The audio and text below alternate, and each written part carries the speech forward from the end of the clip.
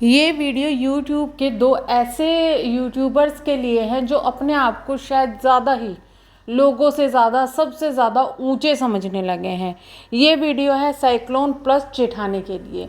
दोनों की point two point बात करेंगे क्योंकि दोनों की कुछ बात ऐसी है जो अभी बोलना बहुत ज़्यादा ज़रूरी है।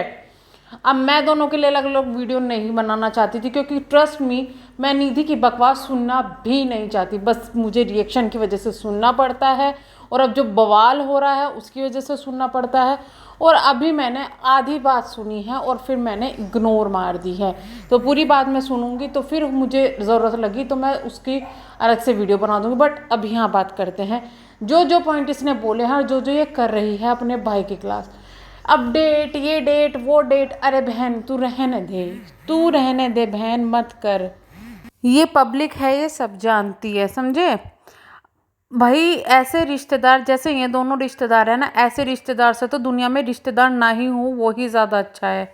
सच में तुम दोनों इतने खतरनाक रिश्तेदार हो ना कि तुम्हें देख देख के लोग रिश्तेदारी करना भूल जाएंगे। मतलब किसी घर में अगर बच्चा पैदा होगा ना तो वो ये कहेगा कि पैदा होते कि मेरे से रिश्ता तोड़ दे भैया, इतने खतरनाक हो तुम।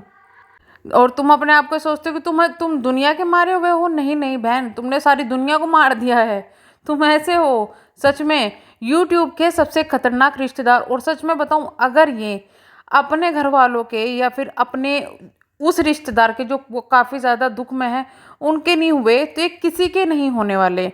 हर एक वीडियो, एक अंकुर ने एक वीडियो डाली पर उसमें हर एक वीडियो का एक एक पॉइंट लेके अलग अलग बोला जा रहा है। माँ की बीमारी के ऊपर आते इन्होंने कहा कि एक स्टेटमेंट पास किया गया था कि माँ को बीमारी में भी कोरोना में भी नचाया जा रहा था। जब मम्मी को मैं नचा रही थी तो उस वक्त में कोरोना नहीं था, डिटेक्ट नहीं हुआ था, रिपोर्ट बाद में आई है। ओके फाइन, कुछ नहीं। इसके बाद इन्होंने कहा कि मतलब लड़कों को ये पसंद नहीं होता, अगर पापा करे तो कोई दिक्कत नहीं है लेकिन माँ करे तो लड़कों को बहुत ज़्यादा दिक्कत हो जाती है, ये है वो है। चलो इस चीज़ को क्लियर कर देते हैं कि बेटी माँ के लिए क्या कर सकती है और क्या नहीं कर सकता और बेटा क्या कर सकता है क्या नहीं कर सकता। सबसे पहले तो बात यह है कि तुमने ये कहा कि जब मैं माँ को नचा रही थी उस वक्त कोरोना डिटेक्ट नहीं हुआ था। कोरोना को डिटेक्ट करने की ज़रूरत क्यों पड़ी? क्योंकि तुम्हारी मम्मी उस वक्त काफ़ी ज़्यादा बीमार थी और उनको कोरोना के लक्षण आ रहे थे, उनको सांस लेने में दिक्कत हो रही थी, वो हाँफ रही थी बहुत ज़्यादा। इस वजह से उनको टेस्ट करने की ज़रूरत पड़ी। यानी कि तुम्हारी मम्मी जिस वक्त तुम नचा रही थी उस वक्त बीमार थी, इस वजह से उनको बाद में टेस्ट कराने की ज़रूरत पड़ी। तो तुम ये किस बेस पे कह सकते हो? मतलब कि इंसान जब भी बीमार होगा कि जब उसका कोरोना डिटेक्ट हो जाएगा तो इसका मतलब तभी बीमार है। पहले अगर उसके कुछ लक्षण दिख रहे हैं, वो आराम करना चाहता है तो नहीं, उसे करने ना दिया जाए क्योंकि उसका कोरोना डिटेक्ट नहीं हुआ। इसके अलावा इंसान किसी भी चीज़ से अगर बीमार है तो उसे लेटने का कोई हक नहीं है क्योंकि उसकी बीमारी जब तक कि डिटेक्ट नहीं होती तो वो बीमार नहीं है। तो ये चीज़ें आपको समझनी होगी। जब भी आपको कुछ भी होना सबसे पहले टेस्ट करवाओ, लेटो मत बिल्कुल भी, आराम बिल्कुल भी मत करो। ये आराम हराम है वाली बात हो जाती है, लेकिन पहले टेस्ट कराओ। अगर टेस्ट में बीमारी निकलती है तो आराम करो, वरना आराम करने की कोई ज़रूरत नहीं है। इसके बाद बोला कि लड़कों को ये चीज़ बहुत बुरी लग जाती है और लड़कियों को ये है वो है। तो मैडम जिस वक्त तुम अपनी माँ को नचाती थी ना, सिर पे गठड़ी रख के और ये सब करके, वो तो यूट्यूब पे सबको बुरा लगता था। हर कोई कहता था कि यार कितनी गंदी हरकतें करवा रही है एक औरत पर। एक इंसान का नाचने का शौक होता है ना, वो एक अलग चीज़ होती है, लेकिन जब दिखावे के लिए इस तरीके से जानबूझ के कंटेंट के लिए नचाया जाता है ना, वो एक अलग चीज़ होती है। तुम्हारे भाई के अलावा यूट्यूब में सब ने जो तुम्हारे सपोर्टर भी है ना, उन्होंने भी कहा कि ये हरकतें मत करो, ये हरकतें अच्छी नहीं लग रही, लेकिन तुमने बार बार अपनी माँ से वही हरकतें करवाई है जस्ट शो करने के लिए कि तुम अपने से ऊपर किसी को नहीं लेती हो। तुम्हारे भाई ने जो बात बोली थी कि ये वही करती है जो इसको लोग मना करते हैं, वो बिल्कुल सही बोली थी। अभी भी हर कोई तुम्हें कहता है कि तुम्हारा बच्चा बीमार है, इसकी केयर करो, बाहर का खाना मत खिलाओ, लेकिन तुम हर रोज अपने बेटे के लिए बाहर का खाना जानबूझ के लोगों को दिखाने के लिए और अपने भाई को जलाने के लिए तुम हर रोज खाना मंगवाती हो, जिससे कि तुम लोग को जला सको। ऐसे लोगों को इस चीज़ से कोई फर्क नहीं पड़ता। अगर तुम ये सोचो कि लोग जल रहे हैं कुछ भी रहे, तुम्हारे जो वेल विशर है ना, वो तुम्हारे अच्छे के लिए वो कहते हैं, लेकिन तुम्हें ये चीज़ समझ में नहीं आएगी क्योंकि तुम्हारी नज़रों में तुमसे ज़्यादा महान कोई नहीं है। तुम ये सोचते हो कि तुम एक बहुत सक्सेसफुल लेडी हो, लेकिन ऐसा कुछ भी नहीं है। जितना घमंड तुम में है इतना तो एक बहुत बड़ी बिजनेसमैन वूमेन होगी ना, या जिसका बहुत बड़ा चैनल होगा उनको भी नहीं होता। पता ही नहीं इनको क्या सोच लेते हैं ये इतने सब्सक्राइबर पाके या फिर कुछ पाके कि तुम्हारे से बड़ा कोई नहीं है। तुमने अपने माँ बाप को कभी नहीं पूछा तो तुम क्या किसी को पूछोगी।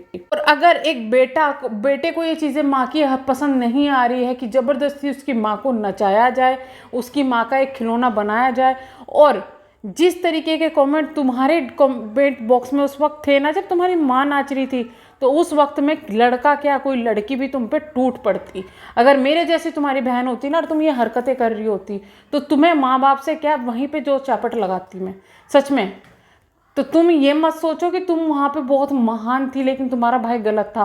तुम्हारे भाई को बुरा इसलिए लगता था क्योंकि उस वक्त जब तुम ये हरकतें करती थी तुम्हारे माँ बाप के लिए गंदे कमेंट आते थे, और किसी भी बच्चे को ये बर्दाश्त नहीं होगा कि उनके माँ बाप के लिए कोई गंदा बोले।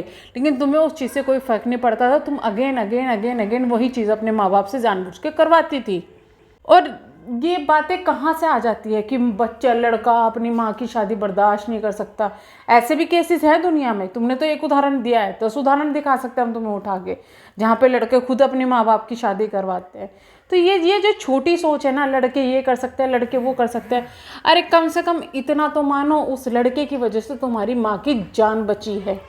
सिर्फ इतना ही तुम सोच के देख लो। तुम भी नहीं गई उस वक्त जब तुम्हारी माँ की बहुत ज़्यादा ज़रूरत थी। तुम तो अपनी माँ को लेने के लिए वहाँ पहुँच गई थी। तुम्हारी माँ उस वक्त बीमार थी, उन्हें बहुत बुखार था, लेकिन तुम वहाँ क्या कर रही थी? सिर्फ तुम अपना वीडियोस बनाने के लिए, कंटेंट ढूंढने के लिए वहाँ पे लगी हुई थी, अपने पापा के साथ घूम रही थी। तुमने एक बार भी नहीं सोचा कि पापा मम्मी की तबीयत ख़राब है, बुखार है, चलो डॉक्टर के यहाँ दिखा लेते हैं। नहीं, तुमने सिर्फ कंटेंट छापा है। अब आते हैं डिजिटल भाभी पे। डिजिटल भाभी की जो लैंग्वेज है दिन ब दिन बिगड़ती जा रही है। पहले तो ये सिर्फ सपना पर चिल्लाती थी, फिर उनके ससुर जी पर भी चिल्लाने लगी, और अब तो दुनिया वालों पर भी, यानी कि जो रिएक्शन देते हैं इसके लिए, उनके लिए भी ये भद्दा बोलने लगी है। पहले ये बोलती है कि मुझे कोई फ़र्क नहीं पड़ता, मैं तो देखती तक नहीं हूँ, और फिर बोलती है कि मामा जी कुत्ते तो पाल ही लिए थे, कुत्तियाँ भी पालनी शुरू कर दी है क्या? रियली? तुम्हारे घर में तुम्हारे मतलब घर में तुम लोगों को यही बोला जाता है कि यही प्रोनाउंसिएशन होती है तुम्हारी? शायद होती होगी, तुम जब भी ऐसी लैंग्वेज दूसरों के लिए यूज़ कर रहे हो। क्योंकि अगर तुम्हारे घर में ऐसी चीज़ें ना होती, तुम्हारे घर में तुम्हारे माँ बाप या पास पड़ोस वाले किसी महिला को, किसी औरत को इस वर्ड से ना नवाजते, तो शायद तुम्हें इतना पता होता कि किसी औरत को ये वर्ड बोलना कितना गंदा उसके लिए हो जाता है। लेकिन तुम जैसे औरतों को क्या पता, क्योंकि तुम तो सिर्फ कहते कि मैं एक डेंटिस्ट हूँ, मैं दांत निकालना जानती हूँ। तो कभी किसी के दांत छेड़ तो सही बहन। किसी जो ये तुझे रिएक्शन दे रहे हैं ना, इनके दांत छेड़ तो सही। नहीं, तुम सिर्फ कमेंट बॉक्स ऑफ करके बोल सकती हो भों भों। तुम्हें तो भों भों करना भी ना, भों भों बोलना भी कुत्तों की बेइज्जती है। कुत्ते तुमसे बहुत ज़्यादा अच्छे होते हैं, कम से कम लॉयल तो होते हैं। तुम्हारे जैसे रिश्तेदार अगर दुनिया में किसी के होने लग जाए ना, सच में उसका बेड़ा गर्क है। मैं तो सोचती हूँ कि भाई तुम्हारे ससुराल वाले कोसते होंगे अपने आप को जब तुम्हारे जैसे रिश्तेदार आए। तुमने तो ससुराल वाला छोड़ो, तुमने तो यार दुनिया तक आसपास को सबको हिलाया हुआ है। तुम कहाँ से इतना वो गंदा सोच लेती हूँ। एक खाली डेंटिस्ट जो कि 24 घंटे खाली बैठ रहता है, उसको दांत निकालना बहुत अच्छे से आता है, गुड, आना भी चाहिए। लेकिन तुम्हें कभी ऐसा कुछ फील हुआ है कि तुम्हें ट्रीटमेंट की ज़रूरत है? नहीं फील हुआ तो तुम थोड़ा सा बैठ के ना, तुम जो बोल रही थी कि मैं हाई डिप्रेशन में थी, मैं ये थी, अब थोड़ा सा बैठ के देखो कहीं वो से हाई डिप्रेशन का असर तुम्हारे दिमाग पे तो नहीं आ गया।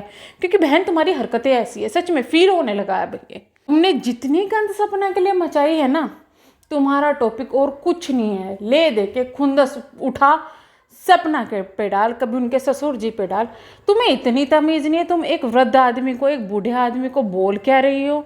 तुम्हें सिर्फ इस चीज़ की जलन है क्योंकि तुम्हारे सास ससुर तुम्हारा साथ नहीं देते, लेकिन उन्होंने अपनी बहू का साथ दिया। तुम्हें सिर्फ इस चीज़ की वो तकलीफ है? ऐसा तो कुछ उन्होंने गलत बोला नहीं था, तुम्हारी लैंग्वेज से तो बहुत कम गलत बोला था। मैं तो पहले ही बोलती हूँ, अगर मेरे बारे में कोई ऐसा कुछ बोल देता तो मेरे पापा तो पता ही नहीं उसके साथ में क्या कर देते हैं। लेकिन उन्होंने तो फिर भी कुछ नहीं बोला, लेकिन तुम्हें तो फिर भी इतनी ज़्यादा तकलीफ हो गई। तो सुधर जाओ। शायद तुम अपने घर में भी ऐसी बोलती हो कि बहन है, सच्ची बताओ ना, तुम्हारे घर में भी ऐसी बोलती हो? क्योंकि तुम्हारी हरकतें तो ऐसी लगी जब ये घर गई थी, जब भी ये जाके दिखाती थी, देखो ये मेरा कमरा है, इसका कमरा है, ये उसका कमरा है, ये मेरे लिए बनवाया था, ये मेरा घर है। शो ऑफ, तो शो ऑफ दिखाना बंद करो। तुम्हारा घर नहीं है, वो तुम्हारे मायके वालों का घर है। शायद इसलिए तुम्हें वहाँ थोड़ी सी जगह नहीं मिलती है ना, इसलिए तुम यहाँ पे पड़ी हुई हो। तुम जैसी औरत के लिए भी यही बोला जाएगा, क्योंकि जितनी गंद तुम उतारती हो उतनी ही गंद लोग भी उतारना जानते हैं, लेकिन एक थोड़ा तमीज़ से रिएक्शन देते हैं हम, ऐसा नहीं है तुम्हारी तरह, ठीक है। ये औरत उनमें से है जो बोलता है ना, एक कहावत है, थोता चना बाजे गणा, यानी कि जिसके अंदर कुछ नहीं होता है तो बोलता ही बोलता है, बजता ही बजता है। बेचारी इतनी ज़्यादा फ्रस्ट्रेटेड है अपनी लाइफ से कि यूट्यूबर्स पर कभी किसी पर गुस्सा उतारती है। जो इंसान कभी कुछ नहीं बोला हो ना, कभी किसी का वो नहीं है ना, फ्रस्ट्रेशन ना उतरी हो। वैसे तो मैंने सुना है तुम गालियों से फ्रस्ट्रेशन उतारती हो अपने सास ससुर पे, तुम्हारी सास नहीं बोला था। खैर, हमें उससे मतलब नहीं है। जो तुम अभी गंद बक रही हो उससे पता चल जाता है कि तुम्हारी लैंग्वेज होगी गंदी, सच में, सोच भी गंदी, लैंग्वेज भी गंदी। तुम लोगों को बहुत ज़्यादा तकलीफ हो जाती ना, सपना हंस क्यों रही है, सपना को दुख नहीं है, सपना को ये नहीं है वो नहीं है। भाई क्यों ना हंसे वो, तुम कोई अपना स्टैंप लगा के बैठे हो सपना के? सपना तुम्हारी प्रॉपर्टी है जो वो हंसे ना, है? तुम्हारे कहने से वो लोगों को बुलाएगी, तुम्हारे कहने से वो हंसेगी, तुम्हारे कहने से वो लोगों से बात करेगी। तुम होते कौन हो, कैसे रिश्तेदार, कौन रिश्तेदार, पूछता तक नहीं है तुम्हें आस पड़ोस में कोई। इसलिए सुधर जाओ। एक और यूट्यूबर की काफ़ी ज़्यादा खबर आ रही है मेरे पास में, लोग बोल रहे हैं किसके बारे में बोलो, बहुत कुछ बोलेंगे, क्योंकि उस औरत ने तो इससे भी ज़्यादा गंद मचा रखी है। ये तो चलो इसका तो आधा माला खाली है शायद, उसका तो पूरा हो चुका है। उसको तो प्रॉब्लम ये है कि सपना कमा क्यों रही है, उसको तो इससे भी प्रॉब्लम हो रही है कि सपना तो अपने पति की मौत पे कमा रही है। भगवान ऐसा कमाई किसी को ना दे।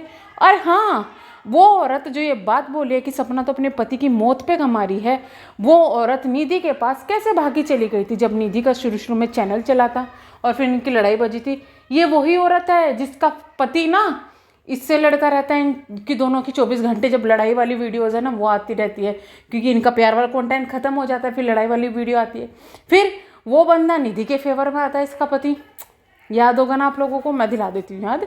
इसका पति फिर निधि के फेवर में आता है। जब उसके कैरेक्टर पे उंगली उठती है तो वो सामने खड़ा होता है, वो ऐसे कैरेक्टर की नहीं है, इनको पता है भाई साहब को कैसे कैरेक्टर का कौन है।